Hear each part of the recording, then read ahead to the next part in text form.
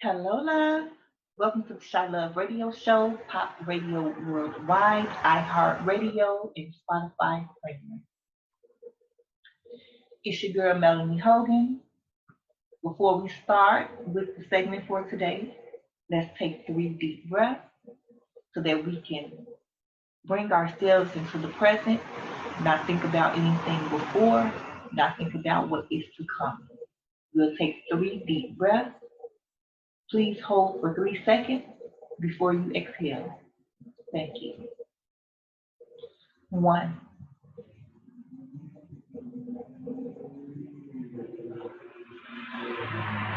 two,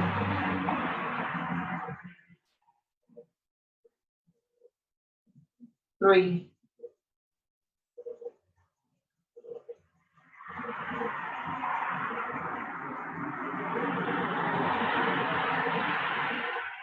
Now, if you all recall, back in the springtime, Governor Pritzker said that he had concerns for the following fall due to the pandemic. And there was a concern about an uptick and a second wave of COVID cases. So originally, during the summertime, it was predicted that the numbers would actually go down and that something about the heat would help to control the virus. That predicament was not accurate because we are seeing the cases rise and have been seeing the cases rise all throughout the summer. So now that we're coming into the fall season, there is a fear that the flu season could make the pandemic worse. The symptoms between the coronavirus, a simple cold, a flu, pneumonia, it seems like they all go hand in hand. So by simply having this virus out here and then catching a cold or catching a flu or catching pneumonia is going to actually make the situation worse.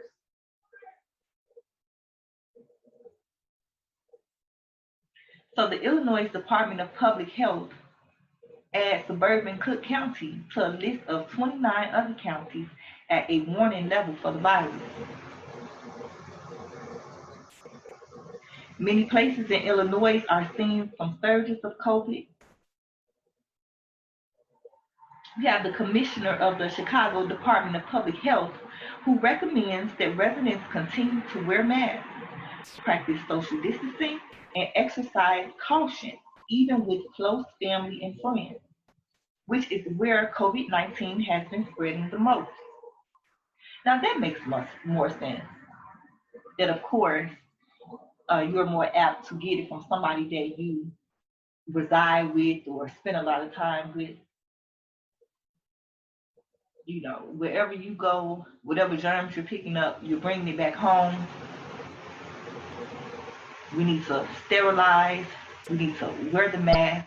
But even with doing that, you know, you have research that's saying that it is in the aerosol and it is in the air.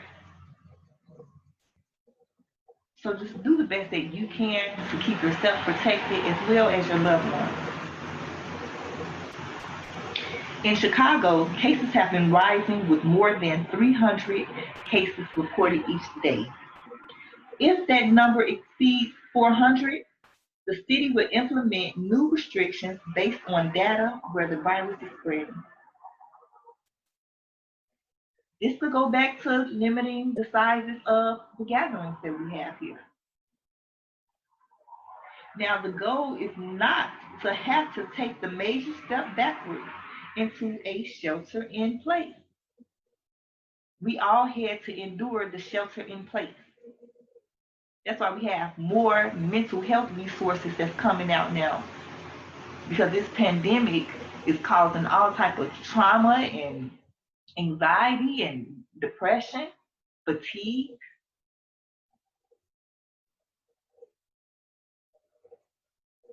So the city is saying that they don't want to shut everything back down. They see how that affected the people originally. So They're just simply asking people to do the right thing. A lot of people have this idealism of themselves where they are a good person, but the actions don't line up with you being that good of a person. And nobody is perfect. But in a case where we are battling this coronavirus and trying to avoid it, you can exhibit good person characteristics by simply being mindful, following the rules, and trying your best not to become a carrier of it or spread it to one of your loved ones.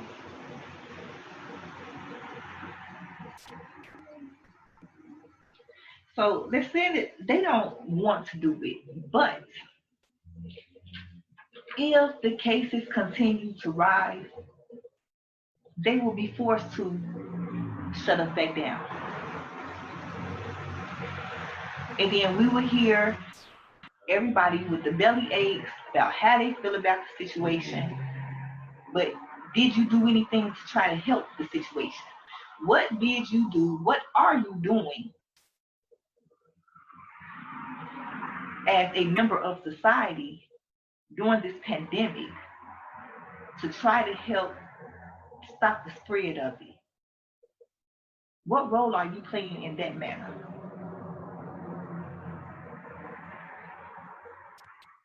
So think about that before you start with the belly aching. Because a lot of things don't have to happen the way that they're happening. Our choices help to determine a lot of our next steps. Our choices and our decisions that we make help to create our future for us. So if we want to get this over with, we got to stop thinking I, start thinking we, and everybody do their part.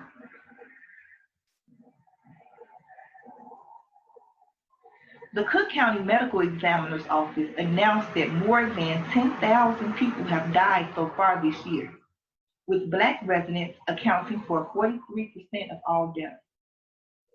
Of the 10,000 fatalities, more than half have been linked to the coronavirus, and roughly 33% of those virus-related deaths have been African American residents.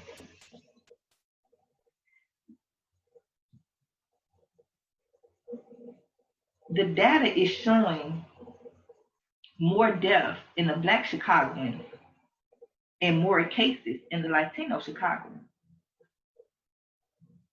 So they're seeing more Latino residents of Chicago catch the virus, and they're seeing more African American residents of Chicago die from the virus. Centers for Disease Control and Prevention released new testing guidance, saying those without symptoms don't necessarily need to be tested if they have been exposed to the virus. Chicago will continue to test anyone exposed to the virus, even if they are asymptomatic. A lot of people feel like they feel fine. They don't have any symptoms, and yet are being carriers of the virus. So, you're basically walking out of ignorance because logically, if you don't feel sick, you're not thinking that you have the ability to get somebody else sick if you yourself, aren't exhibiting any symptoms. But the way that this virus works, you could simply be a carrier, not have any symptoms, but be infusing that virus into somebody else whose immune system may not be as strong as yours. If someone has been in contact with a person who tests positive, you still need to be quarantined for 14 days, even if they test negative. So one of Trump's top medical advisors, and I want to say hugs to number 45 on the death of his brother, who died a little minute ago, regardless of the politics. When you love someone, it's just hugs. Lose someone that you love, it's hugs for you. So. But anyway, one of his top medical advisors Scott Atlas is encouraging the White House to embrace herd immunity. Okay, so herd immunity is kicking up a lot of controversy because what they're basically saying is let everybody get it. Let most of the population, let this COVID-19 spread through most of the population so that our immune systems can quickly build immunity. But they said if they did decide to do something like this, they will protect those in nursing homes and in other vulnerable populations. I don't think that's a good idea. I don't think that is a good idea at all. Sounds more like population control to me. But there are others who disagree and who say that the right way to get herd immunity is through the vaccine. I don't trust that vaccine either. So just keep going back to the drawing board until we get it right. So to each his own. If you are open to getting a vaccine for the coronavirus, that is your choice and that is your right. And I respect that. Me personally, no.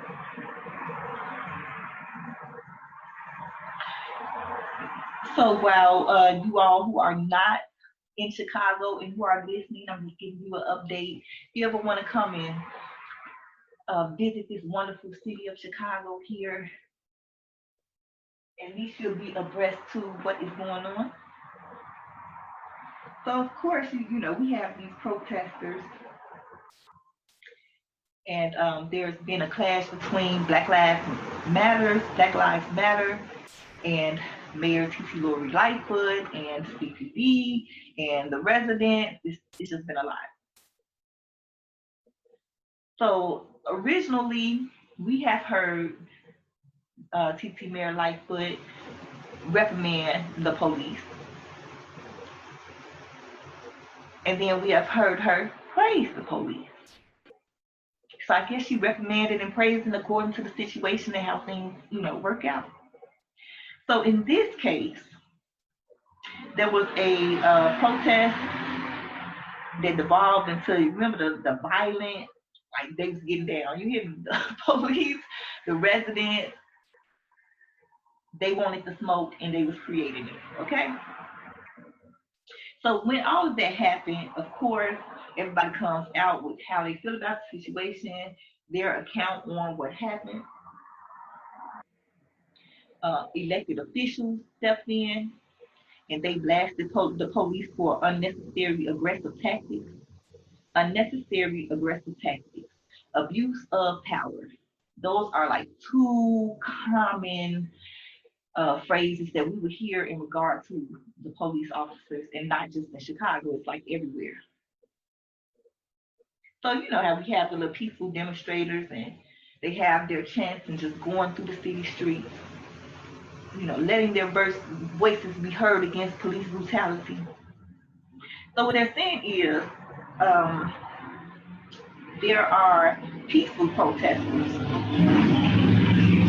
who have the intent on following the rules set by the city to successfully protest. We're having that establishment become mixed in with strategic looters who are joining the peaceful protest, and then at a certain point, either whether it's provoked by the police or they kick it off first, mayhem just starts to erupt. So depending on who you're talking to, you'll hear some accounts say that, oh, the police started this with us. They became aggressive with us. And you'll hear other accounts say, well, the protesters / looters started to get aggressive first.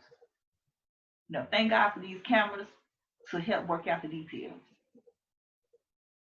And then even with that, sometimes if you don't know what happened before or afterwards, but it does give you some type of additional insight. So a lot of police officers have started to get injured by the residents. And a lot of the police officers are not going. They refuse, although this whole debacle is because of their treatment to the residents. You know, they're like, we're not gonna let y'all just beat on us back. So of course, you know, there's chaos back and forth. Thankfully, I always try to look for the silver lining somewhere. Thankfully, during this melee, nobody got killed. We had some people get injured, but nobody got killed. And seeing that we are here in Chicago, where we're getting killed is like a trend. The fact that it was residents of Chicago involved with CPD and nobody got killed, Chilove salute. That is progress. And you have to count each step of progress. So Titi said that the agitators have embedded themselves in these seemingly peaceful protests and come for a fight. The Black Lives Matter rep previously stated that she would be wise to understand that the people will keep rising up until CPD is abolished and our Black communities are fully invested in. So, you know, everybody is taking a stand. The mantra for 2020 is enough is enough. People are fighting back. And people are really going up against the machine. So when both sides have stated where they are, and that's their bottom line, and there is no commonality for some type of peace, there will be more chaos.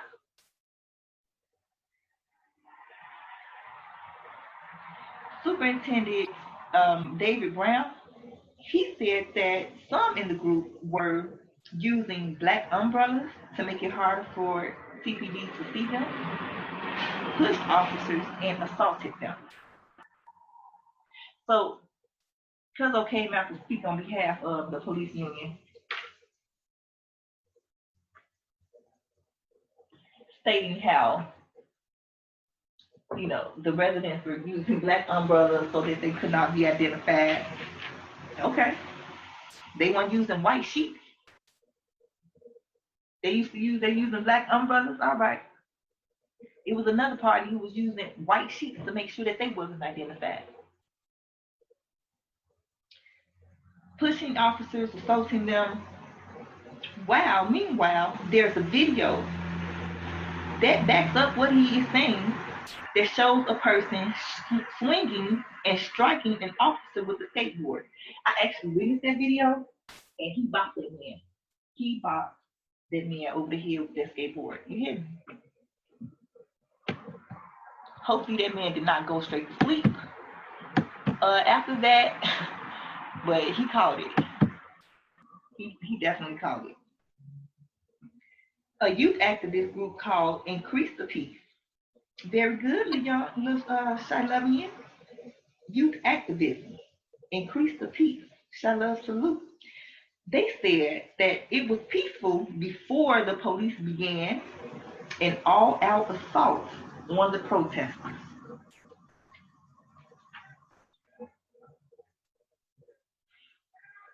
Now, this is the tricky part. You have a mixture of peaceful protesters and those who came for an actual fight. But they're all mixed up in the same crowd. So how are you to know who is who? So even though you see that there is a threatening situation that may come about, you don't just run in and attack everybody, because as we see, not everybody had the intent of physically trying to go up against the police. So there needs to be a little more patient observation and discernment before you just start to, you know, go at a person, you can't. That's just like the police officers. We don't know which ones are good police officers and which ones are corrupt because all y'all in blue. So I guess it's the same mindset when you looking at a whole bunch of angry protesters. You don't know who just coming to holler with their voice and who coming to holler and swing. But there needs to be some type of median to where it's not immediately, you don't go from just 0 to 10. And then always try to de-escalate before you even get into that situation, especially with that amount of people out there. Some people bring their children out there so that they can become part of the activism. At least try to separate the weeds from the flowers, before you set it off.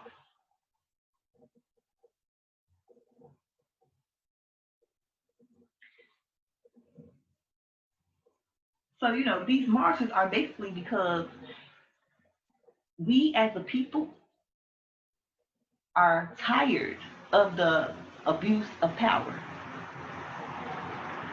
We as a people are tired of constantly seeing targets on the backs of African Americans.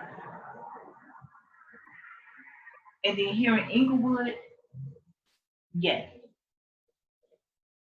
the reputation has improved, but it still has its reputation nevertheless. And in certain neighborhoods where there is an increase of violence, sometimes the officers just come in gung-ho because this area is known for recklessness. But you got to understand that just because a person is living in that area does not mean that they are a part of the negativity of that environment. There are a lot of people in Inglewood, Chicago, who are on the build-up side of life, the build-up side of the community. So we do need to start to separate the weeds from the flowers. And we had now this is the issue here. After the George Floyd incident, TC said that it was like mandatory for these officers to have their body cams on. In this case, when CPD shot 20-year-old Latrell Allen, they didn't have their body cams on. Thankfully, his stuff didn't die. Of course, it's their word against his. CPD is saying that he shot at officers during a foot chase. This boy has been charged with 2 counts of attempted murder and 1 count of unlawful use of a weapon. Instead of having the footage from the body cam, the police post a photo of a gun that they said they found on the scene. Y'all surrounded by guns. How do we know that gun came off this boy? Could you match some prints? Show us his fingerprints and then show us his prints on that gun in a position to where he was holding it to aim and fire. Could we do that? Who cares about a photo of a gun? Y'all, police, you got guns. You got access to all type of guns, all type of artillery. So a photo is not just making everybody calm down by saying, oh, they say he had a gun. Especially when we know that guns and drugs and everything be planted on these kids all the time. But at the same time, we know that these kids have the drugs and the guns.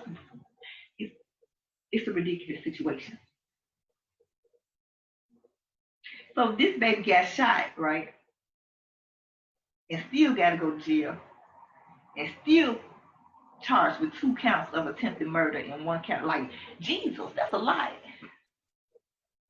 He got shot. These are straight felonies that he getting charged with.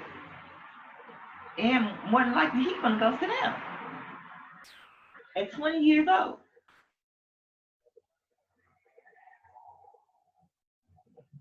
His family and a neighbor disputes the narrative that the police give.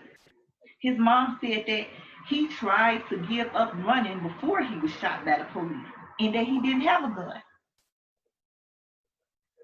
So, you know, they say, well, if you're not guilty, then why would you run? Because a lot of boys wasn't guilty, did not run, and got a case put on them. Because a lot of residents did not run and caught all type of bullets to the body. It's not like you all come across as fair and just people. You need to keep that in consideration. Yes, they act like little tough little savages, but apparently this little boy was by himself. He's seeing police.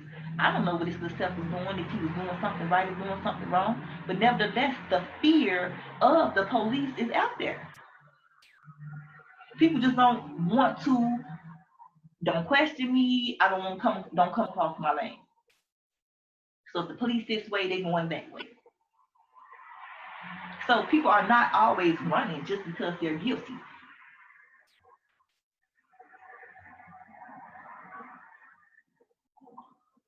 So, and then of course, when people hear stories, you know, social media is a huge platform to get the word out. And someone posted that the victim was 15 and not 20, and he was shot 15 times and killed. Of course, that's going to enrage the public. We became enraged at George Floyd's death, and he wasn't even living here in Chicago. So what reaction do you expect them to have when it's one of our own? And people just state what the facts is. You don't have to add anything to it or take anything else to make the story juicier. Let the truth set you free. And it doesn't matter that this boy was 20 years old and not 15 years old, okay? It doesn't matter. The fact is that it happened. And I personally would like to see more of active de-escalation techniques being used on the street. I would like to see the officers go through a number of steps before it gets to the point where they are pulling their weapon.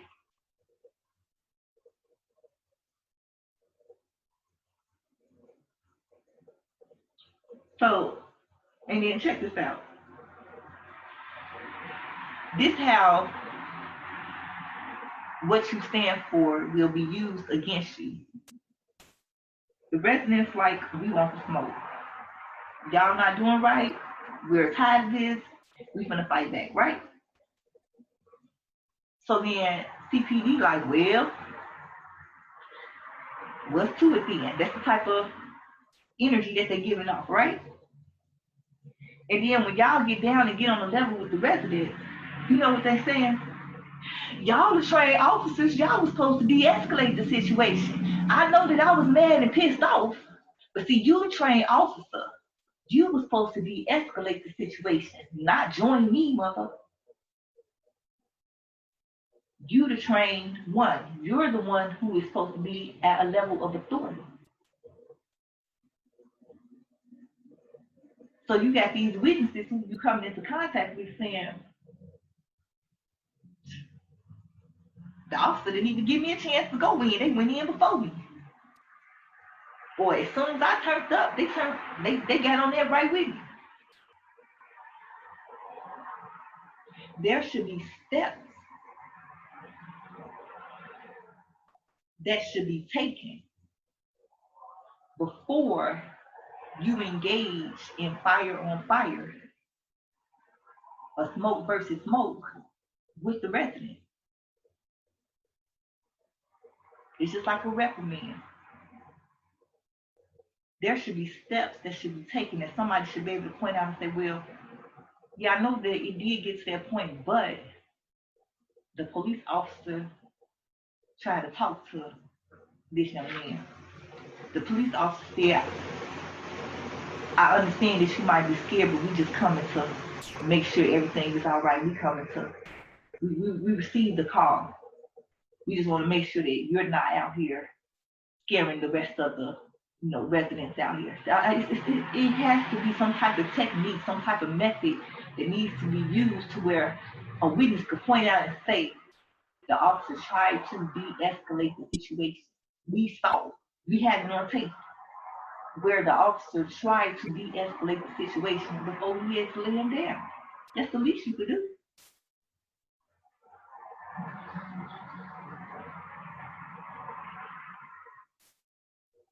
So we got COPA, who is the Civilian Office of Police Accountability. They are the ones who put out the info saying that the officers were not wearing the body cameras. So the officers' excuse is that they responded to a call of a person with a gun in the 5700 block of South Racine, and Allen ran off when the officers tried to confront him.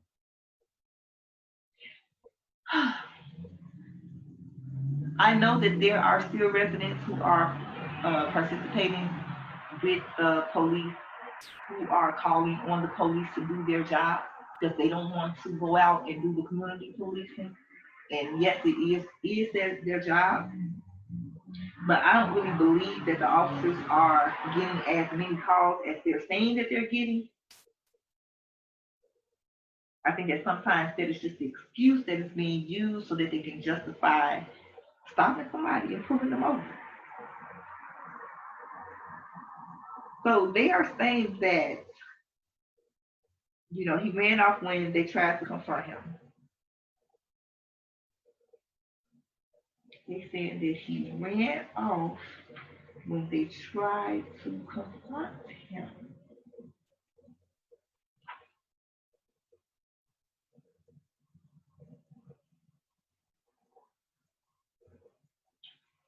So earlier in the report, it said CPD said Allen shot at officers during a foot chase.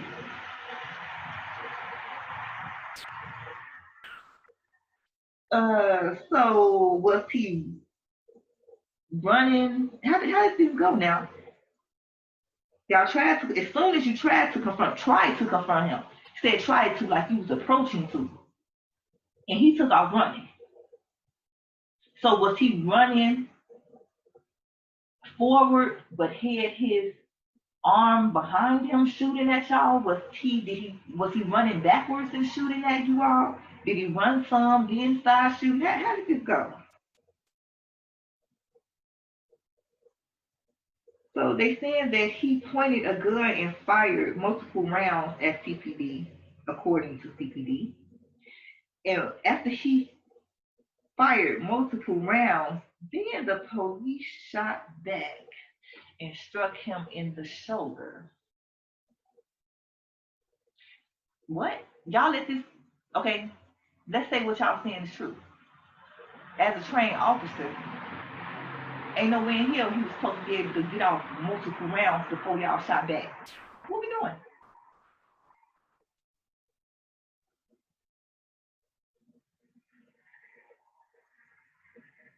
So COPA is asking members of the public to come forward with any videos that they have of the shooting.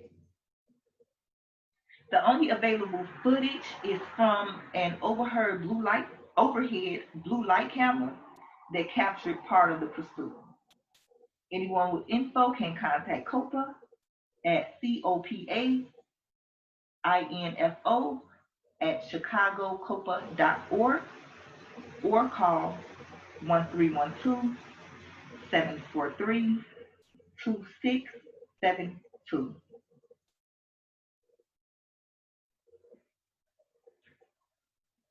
That's interesting. And you do know that you can contact the police and be anonymous. Now, due to all the looting, a Chicago jeweler who had his store targeted by looters 2 times in the recent months said that more police are urgently needed. The owner of the Imperial Jewelry on Wabash Avenue armed himself with a gun and bulletproof vest, telling looters to stay out because all of the jewelry was locked in a safe. Them niggas don't care nothing about your jewelry being locked in the safe. You ain't see that man trying to put that ATM machine on a bus?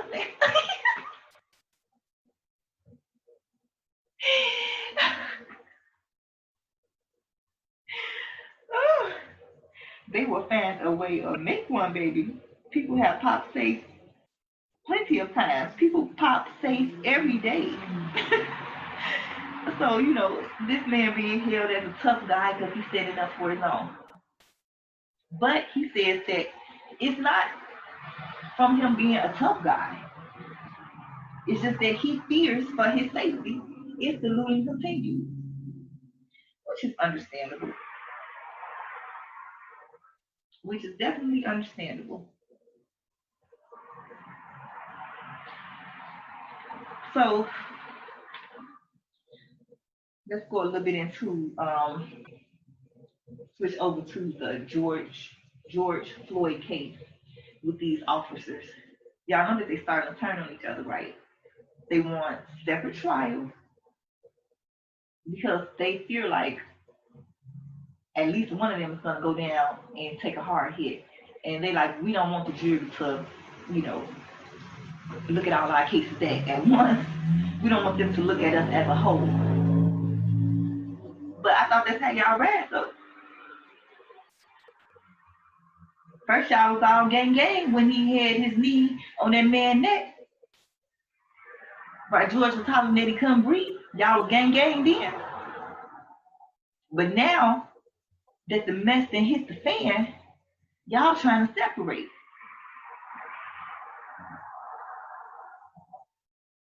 I mean, y'all just as bad as the show on 48 Hours. Everybody come in all tough until the reality of the situation they hit in, settle in, and now you're crying, you're snitching.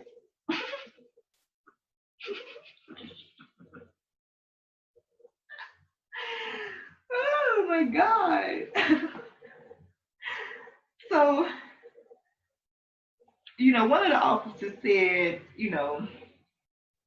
that he was just trying to control the crowd and make sure that the crowd was not going to intervene with between the officer and George Floyd.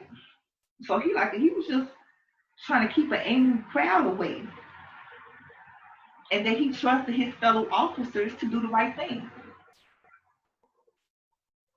Now, yeah, everybody is individually responsible for doing what they are supposed to do. You should be able to trust an adult, a trained mind, to do what they are supposed to do. But sometimes, people go off into another little lane. And in that case, when it's a situation where this is going to affect us as a whole, and you see that each part is not playing their position correctly, then as a teammate, you're supposed to try to prevent it. You're supposed to say something. Now, if that other teammate gives you the middle finger and continues to do what they're going to do, then that part is on them.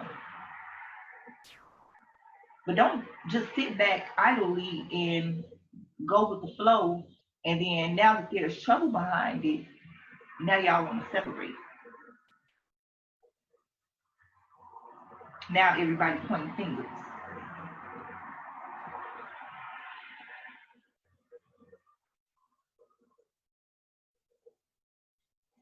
They said that this man, when he was talking about George Floyd, that he did not become emotional or remorseful. They said that any sign of concern when he was speaking was in regards to his fellow, teammates, his fellow boys in blue. But at the same time, he's trying to separate himself from the heaviness of the penalty that is to come. So he referred to himself as a human traffic cone in an interview, and his body cam footage showed that he was aggressive with the onlookers. So you wasn't aggressive with George Floyd, but your own camera footage shows that you were aggressive with the people. Now they weren't even under arrest. Nobody called you about them.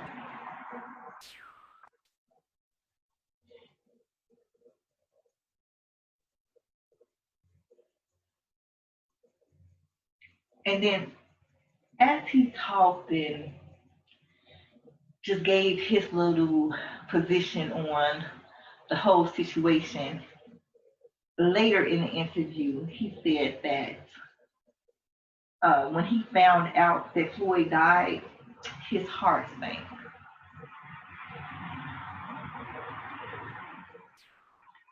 When they asked him if he would have done anything differently, he said, I'm under the belief that you can always do something differently on every single call.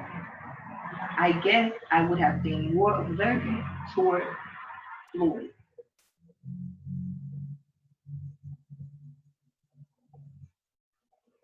We passed the stage of guessing. Based on everything that happened, you should have a little more knowledge of.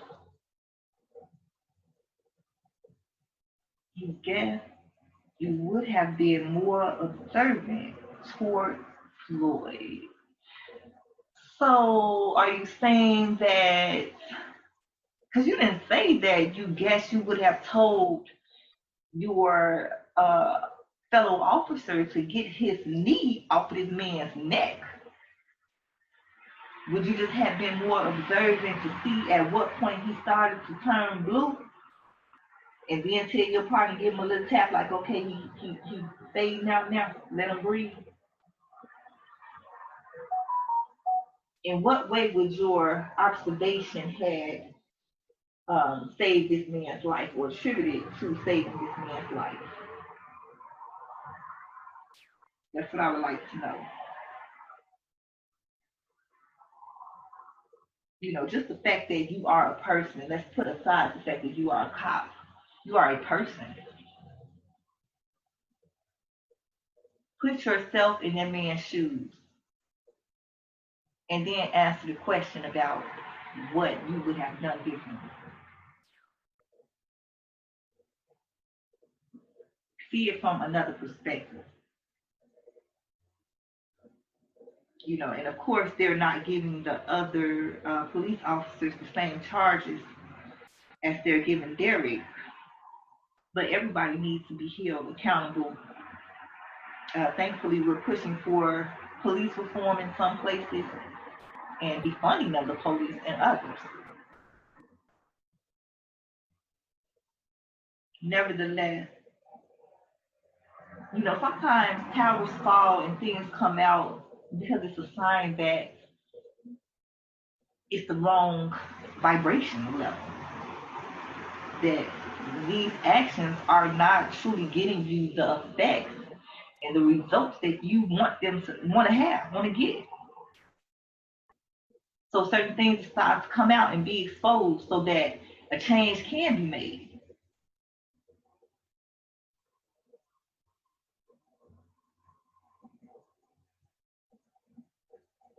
You know, it's unfortunate that the police, well, I heard of a reputation of the police being the good guys. And it's like, it's hard to tell these days. Regardless of what side you're on, regardless of where you come from, regardless of where you're going, one thing that we have in common is that it's the flesh, the humanity of it all. Even when being in a state of authority, you being in a state of authority does not mean that you look down and demean others who are not on your level. Real royal, real power don't even have to treat people like that.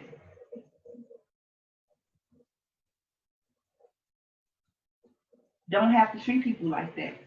You can still be important and not have to treat somebody as though they're less than you. People remember how you treated them. And then when you have situations where these babies are dying, innocent people are being shot and killed, and the people don't want to come and participate and cooperate with you.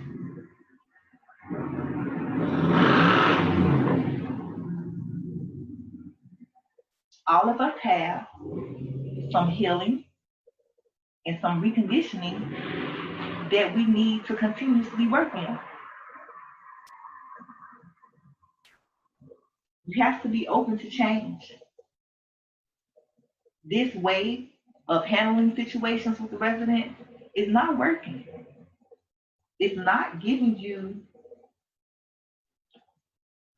the results that you are intending to have. And to lead a whole nation or lead a whole city with the iron fist and fear, that's going to backfire. It's already backfired, but it's going to continue to backfire.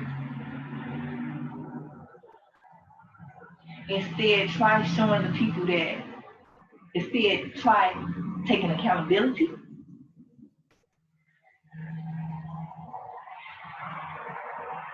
And making obvious changes in the way that you interact with people. Let it be consistent.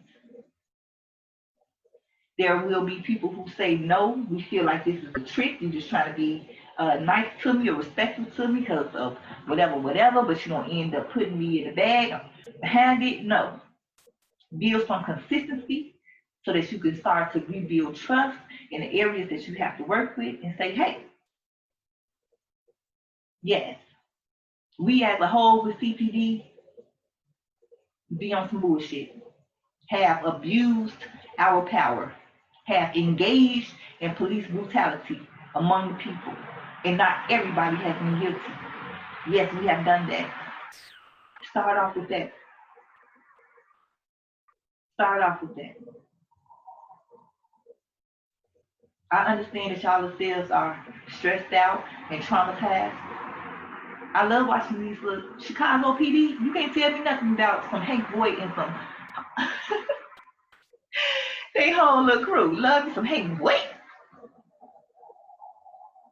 And if by watching that is giving any inkling or indication of what cops go through in the day-to-day, these police officers are traumatized as well. Everybody walking around here with some type of form of PTSD.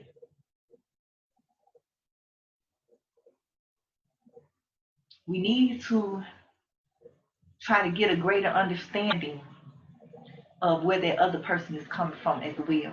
What we feel and what we go through matters. But we have to learn how to share this little space down here.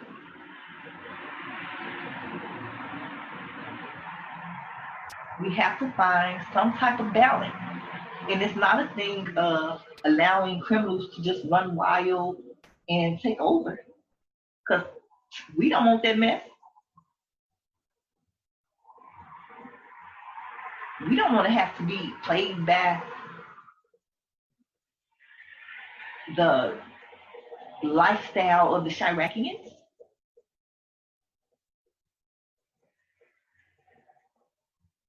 But at the same time, we all have to understand that everybody has their own bag of things that they are going through.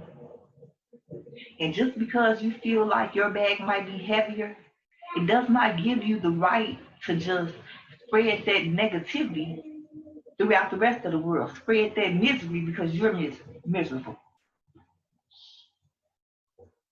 Everybody's energy impacts the other. So while we're pointing fingers, let's continue to work on the self. Because as we start to heal and recondition and elevate within ourselves, we're going to start to see some changes. So let's all do our little part. This doesn't have to be this way. All of this is coming down to what? How people are being treated. Something so simple, yet so powerful.